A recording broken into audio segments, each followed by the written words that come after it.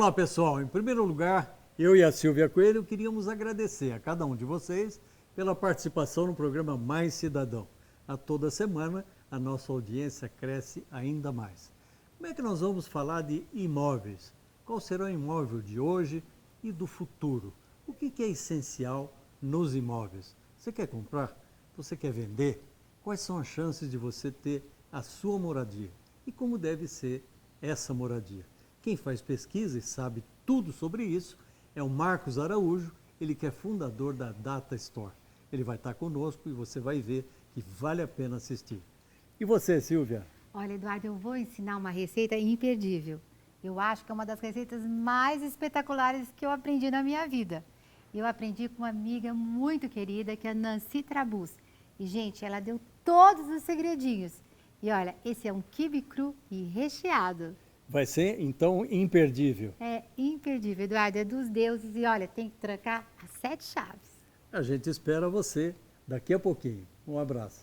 Um abraço.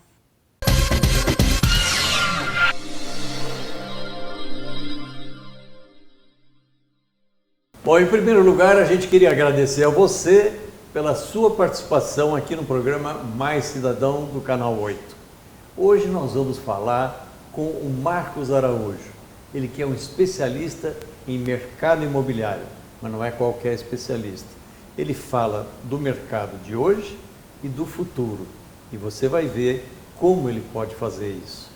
O Marcos é uma pessoa que eu conheço há muitos anos, acho que desde 1994.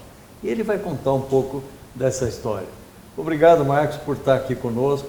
O programa Mais Cidadão se sente muito feliz de poder contar com a sua participação para você falar para aquela pessoa que quer ser empreendedor, quer montar alguma coisa para os seus negócios imobiliários e para aquele que quer comprar ou vender a sua casa e que quer ter uma esperança nesse Brasil de hoje para ele ter a sua moradia. Como vai? Tudo bem? Tudo bom, Eduardo. Agradeço muito o convite de poder estar aqui com seus telespectadores, com essa audiência muito bacana e com o seu convite, que eu me sinto realmente muito honrado de poder compartilhar a minha experiência e as minhas informações com você. É um grande Então, a gente é que tem um orgulho de estar com ele aqui no nosso programa. Deixa eu falar uma coisa para vocês. Em 1994, eu era candidato a deputado federal. Eu saía da Prefeitura de Campinas, no governo Magalhães Teixeira, e eu fui secretário de obras. Aí o Magalhães falou assim, você vai ser candidato a deputado federal. Eu falei, nossa, mas eu não estou preparado, eu preciso fazer pesquisa, eu preciso analisar. E aí nós fomos buscar gente para fazer pesquisa.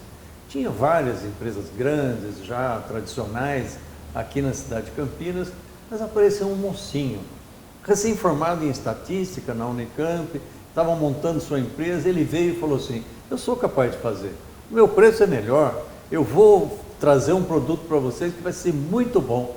E esse cara era o Marcos Araújo, no começo da carreira, um menino, não tinha nem 25 anos de idade, e eu também era novo, viu? Não vamos falar nossa idade aqui, mas eu tive o prazer de conhecê-lo e de lá para cá nos tornamos amigos e eu sou admirador do trabalho dele e você vai saber por quê.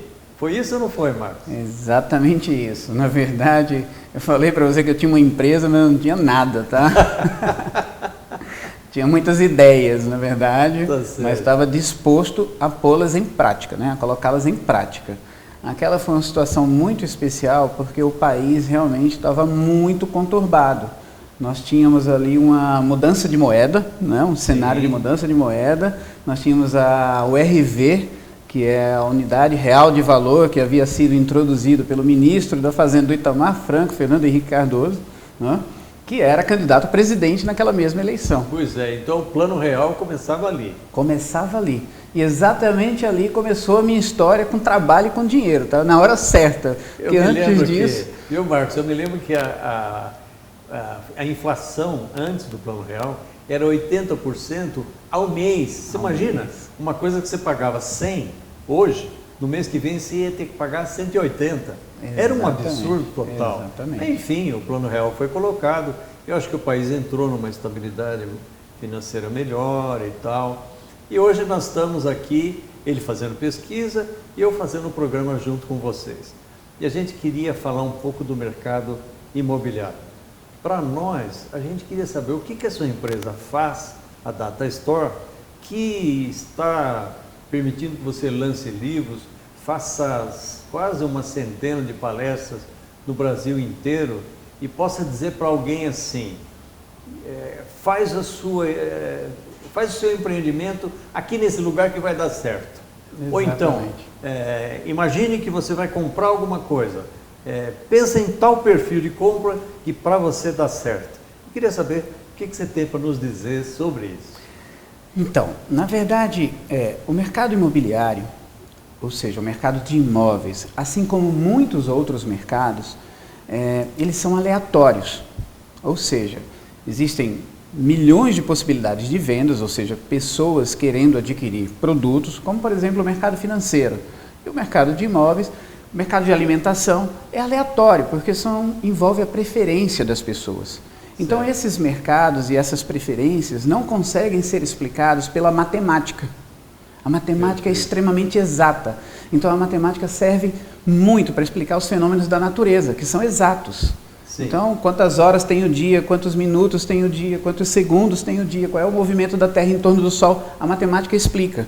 Mas os fenômenos de compra e aquisição são aleatórios. Para isso a gente precisa de uma evolução da matemática, que é a estatística, na verdade. Tá certo. E eu sou estatístico e eu desenvolvi um modelo, um algoritmo estatístico que consegue apontar as preferências das pessoas por imóveis antes deles serem lançados. Perfeito. E aí você indica, tanto para o consumidor como para aquele que vai empreender, vai construir, vai oferecer esse imóvel para alguém, você ensina a ele quais são as formas dele colocar esse produto para que tenha eficácia na venda, é isso? Isso, mas não só eficácia na venda. Depois de 25 anos fazendo isso, eu acabei me preocupando mais com as pessoas. Sim. Então, o negócio tem que ser eficaz, mas as pessoas têm que ser felizes naquele lugar onde elas vão morar. Perfeito. Essa é a minha maior preocupação e o meu maior envolvimento agora. E como é que você faz essa pesquisa? Digamos, por exemplo, que a gente vá ou em Campinas ou numa cidade aqui da região metropolitana de Campinas e a gente vai fazer uma pesquisa lá, que é uma pesquisa de opinião ou uma pesquisa de vontade, para que eu possa colocar lá um empreendimento. Como é que é feito isso? Tá. Nós fazemos isso com entrevistas pessoais com as pessoas. Nós enviamos uma equipe nossa com um questionário predeterminado aqui dentro da nossa empresa e esse questionário tem as perguntas que são capazes de promover os cálculos para indicar as preferências que as pessoas têm. Mas tem uma coisa muito importante aí. As entrevistas são pessoais, tá? Ou seja, presenciais, pessoalmente com as pessoas. E o mais importante, nós estamos avaliando normalmente uma localização bem definida. Então eu preciso definir um padrão de renda. Dependendo de onde está o terreno e do que o empreendedor quer fazer, a gente define uma renda, um padrão de consumo que vai ser abordado. E a partir daí desenvolvemos as pesquisas e os cálculos. Certo. Bom, a gente vê pelo mercado imobiliário que ou ele lança produtos de alto padrão ou ele lança o Minha Casa Minha Vida, por exemplo, Sim. com pouca coisa nesse intermediário entre um e outro. Sim. Você acha que o programa Minha Casa Minha Vida, ele tende a permanecer, é necessário, vamos 10, 20 anos nessa direção, isso mostra uma tendência de mercado ou depende só de decisão de governo? Olha só, o programa Minha Casa Minha Vida, ele é extremamente válido, tá? É o primeiro grande programa, né, que atravessa vários governos diferentes, né, sem ter alterações drásticas na sua política. Certo. Então ele é muito importante, ele é um programa de interesse social, mas que resolveu muita a questão da demanda por imóveis na renda média baixa e renda baixa. Certo. Mas é um programa que tem que evoluir, porque o ser humano evolui, nada é estático, então as preferências mudam. Então o programa, de uma certa forma, ele já tem um tempo de vida bastante extenso e os governos, ou seja, quando se alternam, precisam olhar para as novas demandas para que o programa possa evoluir e oferecer novidades para as pessoas, para que ele não fique enquadrado numa forma somente por ser um produto popular. mesmo sendo um produto popular, ele merece atender às novas demandas e às novas necessidades. Então ele tem que evoluir sempre. Esse é o grande recado. Falando em inovação, que é uma coisa com a qual a gente está sempre preocupado, nessa área do programa Minha Casa Minha Vida, quais seriam as evoluções que, na sua forma de ver e com as pesquisas que tem feito, que seriam necessárias para que o governo fizesse e as empresas, então, se adaptassem? Sim. A gente já tem alguns casos bem interessantes aqui, por exemplo, com a questão da inserção da energia fotovoltaica. Sim. Nos empreendimentos. Esse é vamos dizer assim, uma prerrogativa de empreendimentos mais sofisticados. Só que agora existem empresas interessadas e já atendendo essa demanda no programa Minha Casa Minha Vida. Para reduzir o consumo de energia elétrica das pessoas. Exatamente, para reduzir o consumo de energia elétrica do condomínio, na verdade. Como um todo, né? Porque os condomínios no Minha Casa Minha Vida são muito grandes, né? Tem muitas unidades, então eles consomem energia nas áreas comuns. Então, a geração própria de energia, ela pode reduzir, por exemplo, a taxa de condomínio, que é um grande problema das pessoas e da classe média atual. Resolver a questão dos condomínios, tá? Da taxa, especificamente. A gente vê hoje que tanto o IPTU, que tem um valor muito alto, Sim. é expressivo e ele incide sobre gastos do condomínio da pessoa na sua Sim. casa e tal. Além disso, tem a taxa de condomínio. Muitas vezes a pessoa fala: eu tenho dinheiro para comprar o imóvel, mas eu não tenho dinheiro para pagar o condomínio, para pagar as outras despesas que são praticamente casadas Sim. com o imóvel. Sim. Como é que faz uma situação dessa? Como é que a gente evolui nisso? Olha só, Eduardo, esse é um problema do mercado imobiliário atual. A maioria dos imóveis que ficaram no estoque e não foram vendidos Sim. estão com esse problema. Condomínios mais altos, de acordo com as contas e as prioridades novas das famílias atuais interessadas em comprar um imóvel, eles ficaram para trás. A taxa de condomínio ficou alta porque ele tem muitos itens na área de lazer. Ele foi projetado com pouca preocupação com relação à eficiência financeira do condomínio. Certo. Então, as pessoas agora elas têm uma outra prerrogativa, uma outra prioridade. Elas querem gastar menos com o condomínio e ficar menos no condomínio, Eduardo. Olha isso. Sei. Elas querem viajar, ter experiências. E não é aquela viagem, quando eu completar 30, 40, 50 anos eu vou viajar. São Sei. viagens curtas, curtinhas, todo final de semana, sair para algum lugar. Perfeito. Ele não precisa ter piscina no condomínio, por exemplo? A piscina até precisa, mas ela pode ser menor. Ela não não precisa ser tão grande quanto ela era antes. Né? As pessoas chamavam isso de condomínio clube. Né? Isso tem uma história, na verdade. Até 1990, até a virada do século, as pessoas se divertiam nos clubes. Somente poucas pessoas, porque tinham acesso a comprar os títulos dos clubes, que eram muito caros. Certo. A partir da virada do século, o lazer foi para dentro dos condomínios, dando acesso a todas as pessoas a ter um clube.